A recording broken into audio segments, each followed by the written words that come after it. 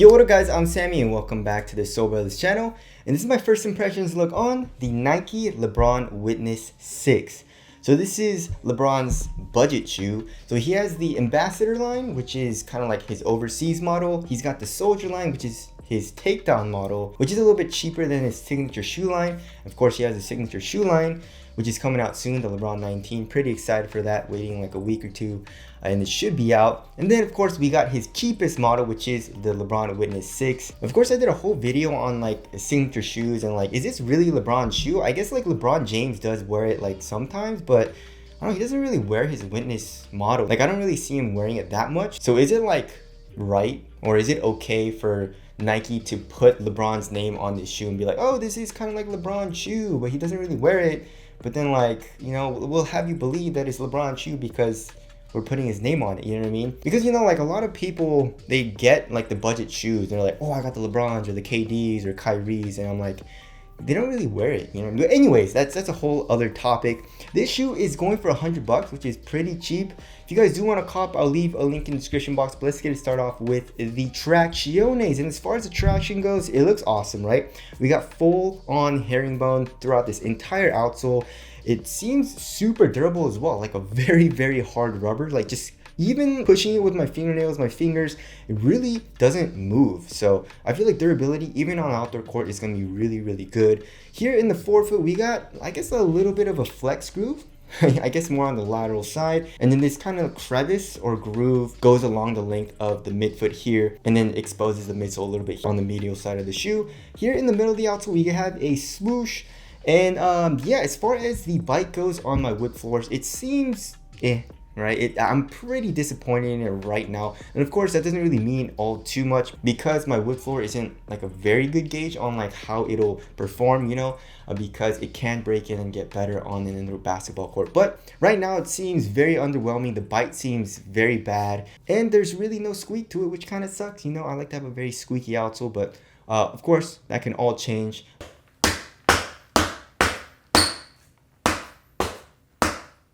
The only good thing about the outsole right now is the durability, I feel like, right? Now moving on to the heel to toe transition. It seems pretty nice, right? So here in the heel, we have a pretty curved shape. It's kind of rounded. It's not super edgy or anything. So I guess that definitely does help. But look, like, listen to this. You guys see how caged it is? Like, it's just so damn stiff here. It feels rock hard in the heel. So it does feel a little clunky, I feel like, but this rounded shape definitely does help it a little bit. And then here in the forefoot, we have a very curved shape, which I like a lot. You know, LeBron does this a lot, where it's very, very curved here in the forefoot. So you put a little bit of weight here in the tip of the toe and like kind of propels you forward, which feels nice. So I feel like that's good, but look at this. Like Air Max usually isn't like the best for like forefoot flex. Like I'm putting a lot of force here. I mean, it's actually flexing a good amount compared to like his other models, but still, it's still kind of stiff, right? So we'll have to see on how it feels so far. But right now, it's feeling a little bit better than I thought it would, especially for having full length Air Max, but we'll have to see on how it feels when I actually playing it. But I feel like heel to toe transition is gonna be pretty good. Moving on to the cushioning setup, so we got full length Air Max, and I'm not sure, okay, so if you look here on the lateral side, it looks very full length, right? But here on the medial side, look at this, it's only exposed here in the heel and then in the midfoot and also here in the forefoot. You don't really see any type of Air Max. So I wonder where the Air Max is, you know what I mean? Like, does it stop kind of like halfway? It's only on like the lateral side of the shoe here, you know what I mean? Like, where is the Air Max? But I guess technically it is full length. And as you guys know, I really don't like Air Max. You know, Air Max is a terrible cushioning setup, especially for basketball in my opinion, because first of all, the court feel is really bad, right? So you have to add foam on top of the Air Max, and then you have the Air Max underneath that, and it just raises you up like crazy. So obviously court feel suffers, and court feel usually isn't great. And here in the LeBron Witness 6, the court feel doesn't seem that good.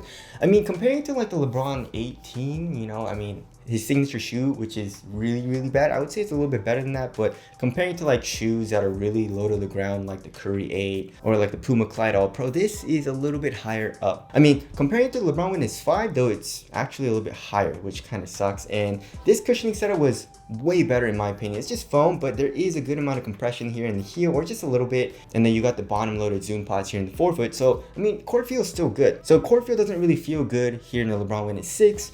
And also for the Air Max unit, it's not like, you can only feel it on the edges, right? Especially here on the lateral side, which is like, it's fully exposed here on the lateral side, I guess, besides this kind of like cage in the middle of the midsole here. Why would you want compression here? I mean, that's gonna make the shoe super unstable. Like, the lateral stability is not gonna be good if the compression is only here, you know what I mean? And also they cage it up like crazy in the back of the heel, which makes no sense, you know? And so there's really no compression here. It's more on the sides, which, you know, you're prone to rolling your ankle if that's the case, right? And then also step in comfort is usually really bad. The insole, I mean, it's not that nice. It feels like a really cheap version of an Ortholite insole. It doesn't really feel like a memory foam type of insole. It feels a little bit like thinner than that. Underneath that, you got the strobo board, which is just absolutely stiff. So step in comfort also is terrible. So not a huge fan of the cushioning setup, and I wish Nike would just get rid of Air Max for basketball. I mean, it looks great. I love the way the bubble looks, but for performance, it's, in my opinion, it's not good, you know? So there's the cushioning setup there. Moving on to the materials, we got a mesh material, and for $100, it doesn't feel great. It feels kind of flimsy. It looks a little cheap as well. It is extremely thin though, right? So I like that. So in hand, it feels really cheap. It looks kind of cheap as well, I would say, but on foot, it doesn't feel that bad. You know, like I said, it's thin. I would say it conforms to your foot pretty damn well. It doesn't feel like glued down that much. So it's extremely thin here in the forefoot and stays extremely thin going into the midfoot as well. As far as the tongue goes, I would say there's pretty minimal padding. So that kind of sucks. And they're using like synthetic leather materials. You can see the lion here, which is cool, I guess. It's kind of like a staple in LeBron James's shoe. And here in the ankle area, I would say there's a pretty minimal padding as well. I mean, there is a good amount of padding here in the back of the shoe where your Achilles is, which feels nice, but more on the sides, I would say it's very minimal padding. So I mean, as far as the materials go, the quality isn't the best, but you can't really complain because it is a budget shoe, right? But on foot, I would say it feels pretty nice. You know, thin, very minimal feeling shoe, not a whole lot of foam either. So I would say that the materials feel pretty nice so far. As far as the fit goes, I went true to size and it fits my foot very well. It's a really tight and very snug fit. Like, my toe pretty much goes right to the edge of the shoe. So if you don't like that, then I would suggest going up half a size. And as far as the toe space goes, it's a pretty snug fit. I wouldn't say it's like crazy snug like the Kyrie 7 or like the KD 13 or KD 14 is, but it's still quite snug. And obviously, if you like a roomier fit, then probably go up half a size as well. And width-wise, I would say it's more like a normal width to maybe slightly narrow. So it fits my foot very well. The shoe is also really easy to put on. We have a very high heel tab. As far as the support and lockdown goes, I feel like lateral containment is going to be very good. So if you see in like LeBron shoes, even in his signature shoe line, there's not a whole lot of lateral counters for some reason. Like, if you look at the LeBron 15, there's really nothing. It's just the material. And I don't know why they did that, because LeBron's a big dude, you know what I mean? But I guess he doesn't do a crazy amount of lateral movements. He's more just like post up, go straight to the rack because he's just so strong, you know what I mean? I'm not saying he doesn't ever do lateral movements, but I don't think he does it as much as like Kyrie, you know? But anyways, here in the LeBron Witness 6 though, the midsole actually comes up a good amount here in the forefoot, right? And that's pretty much where like your pinky toe is, kind of like on the side of your foot. So that definitely does help with containment here in the forefoot. Here in the midfoot, there's really nothing, but you don't really need anything here in the midfoot if you have something here in the forefoot and here in the heel.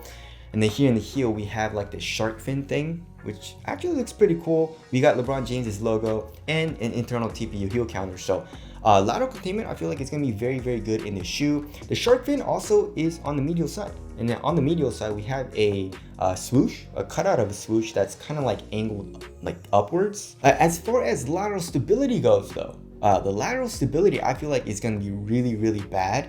So like I said, first of all, if you press this Air Max unit, there doesn't seem like there's a whole lot of PSI, which is kind of crazy. So that makes it pretty soft here just on the edges, right? Which is, I guess, good for compression and cushion, but also not good for lateral stability. And also, if you look at the shoe, it's not wide at all. And I don't know why LeBron's never have outriggers, but definitely start adding outriggers in LeBron shoes. Whoever's designing them, please, because it's just super narrow. You're high up off the ground and you have a crazy amount of compression from this Air Max unit. So right now it's feeling pretty unstable, right? So for example, even the KD14 doesn't have an outrigger or anything, and it's not like super wide, but as you guys can see, it's still wider than the LeBron Witness 6. And you know, the KD14 is lower to the ground and it doesn't have this unstable Air Max unit, right? One shoe that has really good lateral stability is the Curry 8. You know, it's a very, very wide base. And as you guys can see, it's like wider, right? I would say maybe a centimeter and a half or something. And also the Curry 8 is way lower to the ground and there's not crazy compression here from this cushion. And now moving on to the weight of the shoe, I feel like it's gonna be just average. Air Max is actually pretty heavy. There's a whole lot of plastic. They're using a good amount of rubber for the outsole. But like I said, the material is super thin and it doesn't use a whole lot of foam. So I'm guessing like 12, 13 ounces maybe. Okay, so 13.23 ounces. Let's check the other pair. 13.19 ounces. So pretty much the same exact weight for both of the shoes. And I would say that's a little bit heavier than average, but not super heavy or anything. And it definitely doesn't feel crazy heavy or bulky. You know, nothing really protrudes out, nothing bubbles out or anything. So it's feeling pretty good on foot so far. The only thing that I don't really like is it's kind of clunky here in the heel, and the sole is not super flexible. You know, I'm putting a good amount of force here, but you know, we'll have to see on how that breaks in. As far as the aesthetics go, the aesthetics are amazing. You know, whoever designed this did a great job of how it looks. There's a whole bunch of cool colorways as well. It's just, as far as like performance and functionality goes, I don't think it's the best, but aesthetically, they did a good job. So tell us what you guys think of the aesthetics down in the comment section below. So wrapping things up, LeBron Witness 6, okay, so the 5 was amazing. You know, this was a great shoe, good cushion, just a solid budget shoe, right? The 6, I thought it was gonna be pretty nice, but I saw that it was Air Max, and as you guys know, I don't really like Air Max. Traction also is not feeling very good. Also, the lateral stability I'm very worried about too, so it's not looking too good, honestly. You know, I don't think it's gonna be a great performer, just from my first impressions. But hopefully all of that changes, you know, once I play in it and break it in and all that. But anyways, that about wraps it up for my first impressions of the Nike Lebron Witness 6. Again, if you guys want to cop, I'll leave a link in the description box, but that's it. Thank you guys for watching, and I'll see you guys in the next one.